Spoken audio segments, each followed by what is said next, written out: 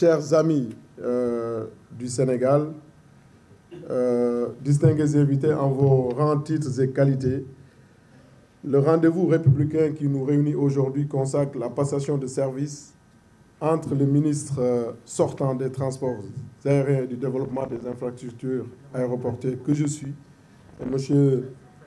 Antoine Mbengue, qui prend désormais les rênes de ce département.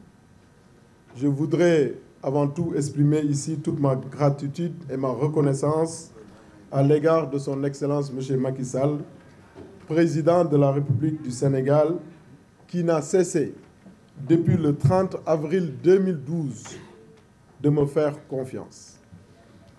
Je remercie également le Premier ministre, M. Amadou Ba, pour l'honneur qu'il m'a fait en me proposant à nouveau dans son gouvernement. Je ne doute pas que mon successeur saura à son tour porter encore plus haut, vous l'avez rappelé et vous l'avez souhaité, le flambeau du hub aérien qui se conjugue désormais à l'aune de la souveraineté aérienne, souveraineté principale acquis de l'objectif de transformation structurelle du secteur des transports aériens.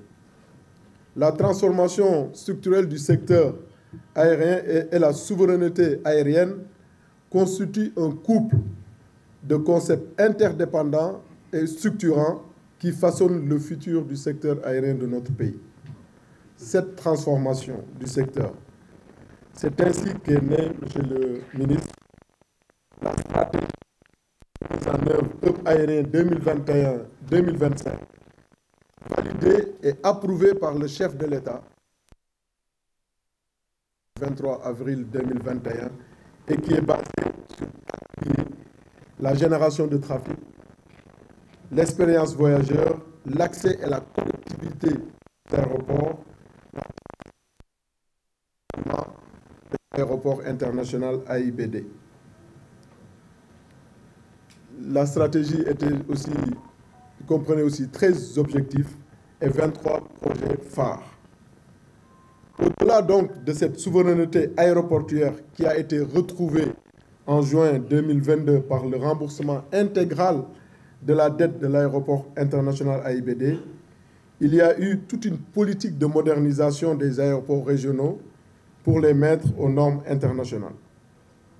L'extension également de la flotte aérienne nationale de la compagnie Air Sénégal, avec le directeur général d'Air Sénégal ici présent, Alioune Badara Fall, par l'acquisition de 2 aéronefs Airbus A330 Neo, de 2 ATR 72 et aujourd'hui la commande, nous l'avons rappelé plus en haut, la commande de 5 Airbus A321 Neo, dont le premier sera livré, j'espère, avant fin 2025. La commande également de 5 L410 NG pour le transport national et les villes limitrophes Bissau, Banjul et Conakry. Ces acquisitions constituent également une des principales transformations majeures du secteur.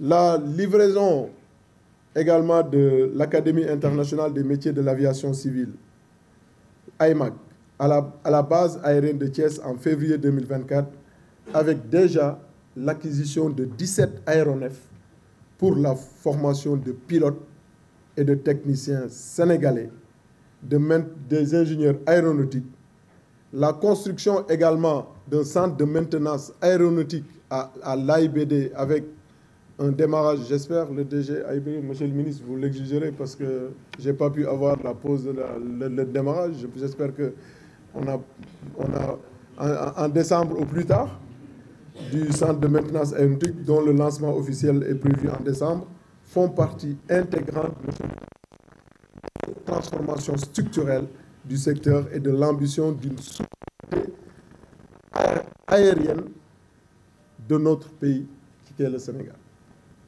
Il ne sera donc plus question de recourir exclusivement à l'expertise étrangère, car nous pourrons disposer d'une main-d'œuvre hautement qualifiée, de pilotes formés au Sénégal, de techniciens formés au Sénégal, d'ingénieurs aéronautiques formés au Sénégal, grâce à des programmes modernes et innovants, combinés à un plateau technique et technologique, le MRO de référence mondiale. C'est pourquoi le concept de souveraineté aérienne est fondamental pour comprendre la vision du chef de l'État qui sous-tend le développement des transports aériens. Cette transformation structurelle du secteur des transports aériens, conformément à l'axe 1 du plan Sénégal émergent, fera de la plateforme aéroportuaire de Dakar le premier hub aérien de la sous-région à l'horizon 2035 et repose, je l'ai rappelé, sur un certain nombre de projets importants, dont la mise en œuvre, dont le renforcement, je le rappelle, de l'autorité de l'aviation civile, avec le DG Sidi Gueye ici présent, et la digitalisation du secteur. La transformation, je le disais, de notre principal acteur aéroportuaire AIBD, après sa fusion avec l'Agence des aéroports du Sénégal, se poursuit conformément à la stratégie du hub aérien 2021-2025. Le plan de relance également de la compagnie nationale Air Sénégal, entamé dès mon arrivée en novembre 2022, a permis de réduire considérablement les déficits d'exploitation mensuels qui étaient estimés déjà 7 milliards à 5 milliards. Si c'est bon, si c'est pas bon, c'est 7 milliards mensuels. Si c'est bon, c'est 5 milliards. Aujourd'hui, à 2 milliards, si c'est pas bon. Si c'est bon, c'est 500 millions. Donc, de nombreux efforts ont été faits et cette performance a été obtenue grâce à l'optimisation des opérations de gestion de la flotte, mais surtout grâce à la suppression et à la réduction de fréquences de certaines lignes structurellement déficitaires. Ces efforts combinés ont permis récemment à la compagnie Air Sénégal d'obtenir la certification IOSA, gage de la qualité et de la sécurité de nos opérations. Le renforcement de l'ANACIM est une étape cruciale avec le projet de digitalisation de ces services, l'obtention de la certification IASA, qui sont essentielles pour garantir la qualité et la sécurité de notre secteur. En outre, le démarrage de la construction du nouveau siège de l'ANACIM, l'acquisition de plusieurs matériels d'inspection modernes, l'introduction de la biométrie et du système avancé de reconnaissance faciale, ainsi que la mise en place imminente d'un système ultramoderne d'inspection véhicule au niveau de nos aéroports, vont garantir le renforcement, vous l'avez rappelé, de la sûreté et de la sécurité de nos aéroports. Un autre point crucial, nous l'avons rappelé, vu plus haut, de ma mission a été d'accompagner le processus de rachat des parts de l'ASA dans 2 AS par nos acteurs principaux, que sont Air Sénégal et AIBD, et les acteurs privés sénégalais. Grâce au crédit du transport aérien, nous avons également pu maintenir au sein de la plateforme aéroport les sociétés privées à capitaux sénégalais et à préserver l'ensemble des emplois malgré leurs difficultés à honorer leurs engagements auprès du gestionnaire LAS. Dans le cadre, cependant, de la coopération bilatérale, nous avons établi des accords aériens avec les pays tels que le Qatar, le Oman, la Gambie et bien d'autres pays. Et pour ces partenariats renforcent nos connexions internationales et soutiennent nos relations diplomatiques, ouvrant de nouvelles perspectives pour notre avenir, pour l'avenir du transport aérien. Dans le cadre de la coopération multilatérale, le Sénégal s'engage également activement dans des organisations, comme vous le savez, comme la SECNA et la CAFAC, démontrant ainsi notre détermination à contribuer à la stabilité et à la croissance de l'aviation civile dans la région africaine. Nous avons également, nous l'avons rappelé tantôt, renforcé nos partenariats avec les compagnies aériennes de renom telles que Royal Air Maroc, Air France, et cela contribuera à renforcer la connectivité de notre pays avec le reste du monde et à ouvrir de nouvelles perspectives.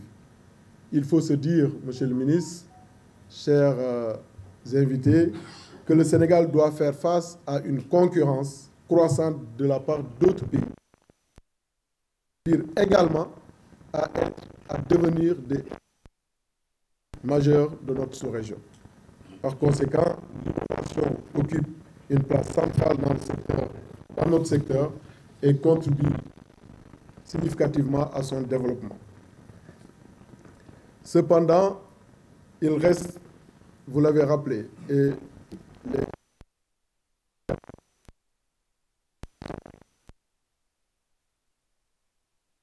dont certains, je pense, des points de vigilance, notamment la poursuite, la mise en œuvre rapide des projets AIBD, Air Sénégal, la poursuite de la relance, le renforcement d'ANACIM, l'amélioration des conditions, le projet d'acquisition de logements qui doit se poursuivre également. En conclusion, Monsieur le ministre, je quitte mes fonctions de ministre des Transports aériens, du développement des infrastructures aéroportuaires pour relever de nouveaux défis en tant que ministre de l'économie, du plan et de la coopération. Je pars avec la conviction que le secteur des transports aériens du Sénégal continuera à se transformer et à se développer.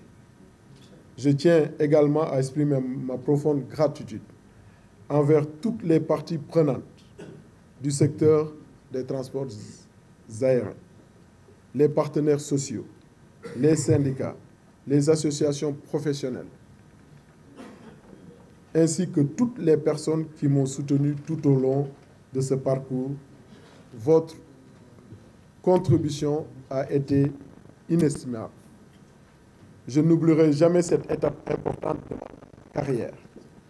Et je réaffirme ici mon engagement pour le développement du secteur des transports aériens. Je reste convaincu que mon successeur, M. Antoine Dieng, pourra poursuivre notre mission commune de faire du Sénégal le premier hub aérien de la sous-région.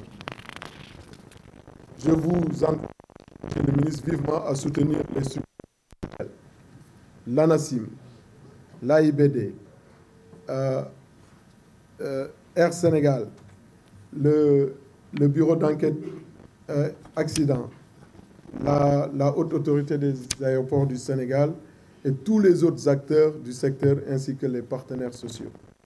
Je remercie mes proches collaborateurs, en premier lieu le secrétaire général, directeur de cabinet, l'IAF, les conseillers techniques, les directeurs nationaux, les chefs de division, l'ensemble du personnel, tous les membres, tous les agents du ministère pour leur franche collaboration et leurs engagements.